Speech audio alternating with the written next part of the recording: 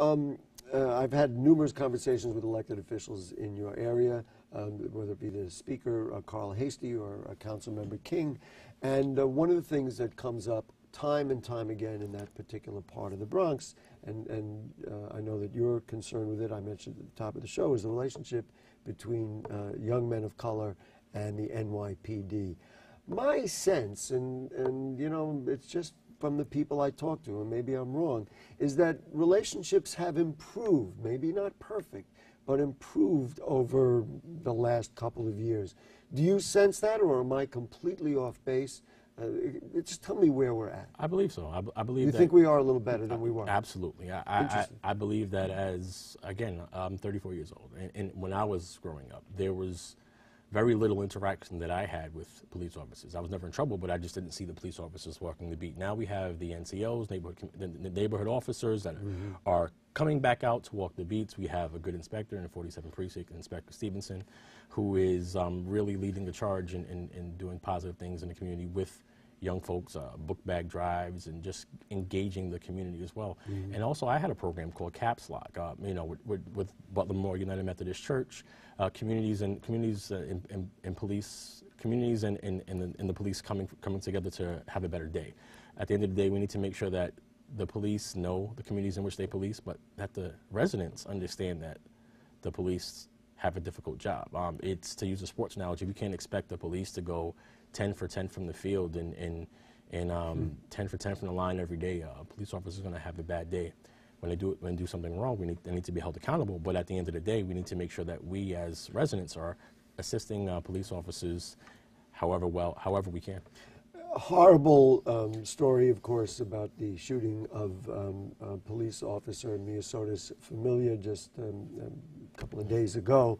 In an odd way, I think it galvanizes people in support of the police, that everybody I've talked to realizes how absolutely abhorrent that act was and unacceptable, and also it underscores what heroes our police officers are. Again, do you have the sense that people have, even horrible things like this, people have greater understanding? Absolutely. You took the words right out of my mouth in terms of the word heroes. I got to go to the vigil at Bronx Lebanon Hospital where they honored the memory of Dr. Tam as well as the Officer Familia. And these young women were everyday heroes. They gave their lives, they served people every single day in the medical profession and as a police officer. And in an ironic twist of fate, I was told that Officer Familia was one of the responding officers to that shooting at Bronx Lebanon. Again, that's right. She worked the precinct yes, in that neighborhood. Yes. That's actually true. You know, I was told that. I believe it to be true. So these everyday heroes, we need to look at, one, these officers, 35,000 plus men and women in blue, into policing a city of 8 million. They need our support. We need to be vigilant for them. Do young men of color in your neighborhood believe that? Or is it still a hard sell? And listen, Ramarley Graham also happened in your neighborhood, and we know what that was about, and we know what the feelings of the community were. But do you have a sense that there's a stronger feeling in that way? Well, it's like an hourglass, right? The sand is eventually going to come through, and it's got to get to the other side eventually, right? You keep telling the folks in the neighborhood that the police care for you, but then sometimes you see actions that will show the opposite. At the end of the day, we need to come to the table together.